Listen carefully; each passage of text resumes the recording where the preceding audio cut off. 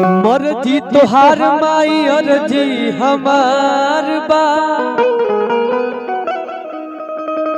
करब स्वीकार विश्वास बा पार हो। मूर्ख के महा कवि तू बनैलू ओ सही तू हो जा हमारा सुर में सवार हो। माता रानी के दरबार में अर्जी लगाओ कि बन जा सहारा माई बन जा सहारा हो।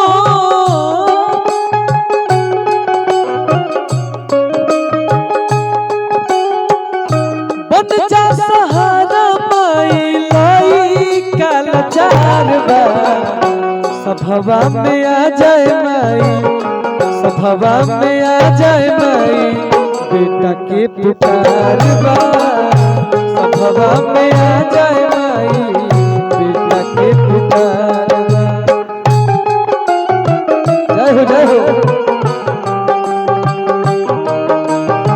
धन्य धन्य बड़ा ही प्यारा माता रानी के दरबार से बहुत ही अच्छा आयोजन।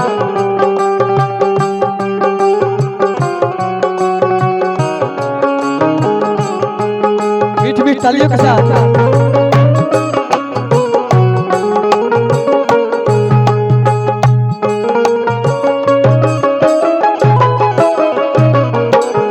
और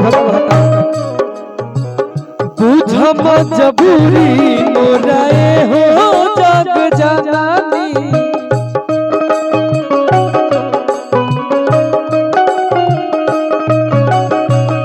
दूर कर दुखवाया की माई दुख हरानी।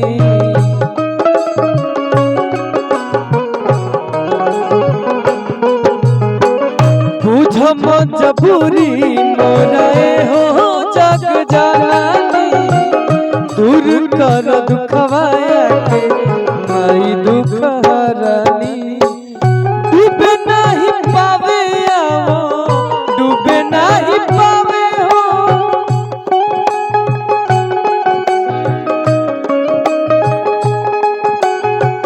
डूबे नहीं पावे आओ नैया मझधार बा सभवा में आ जाए माई सभवा में आ जाए माई बेटा के पुकार बा सभवा में आ जाए माई बेटा के पुकार बा।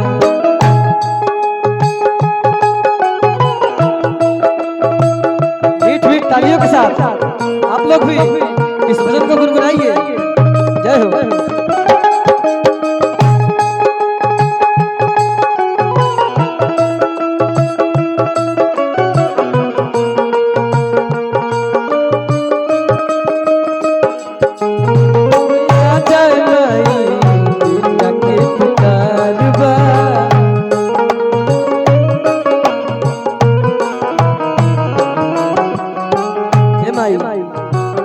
हमार पगड़ी अब रौरे हाथ में बा रौरा चाहम तई बेटवा के लाज राख भक्त कहता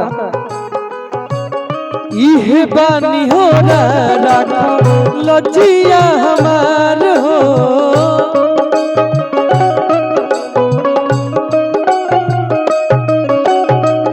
माई तोहर बिना लागे सगरी अनार हो।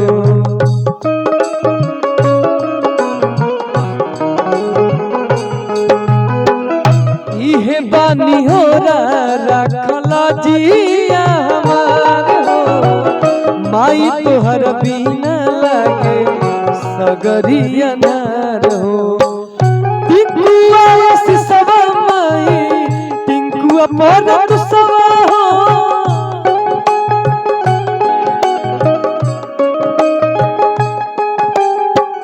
टिंकुआ सिसवा माई परत पैया तोहार बा कि सभवा में आ जाए माई सभवा में आ जाए माई बेटा के पुकार बा सभवा में आ जाए माई।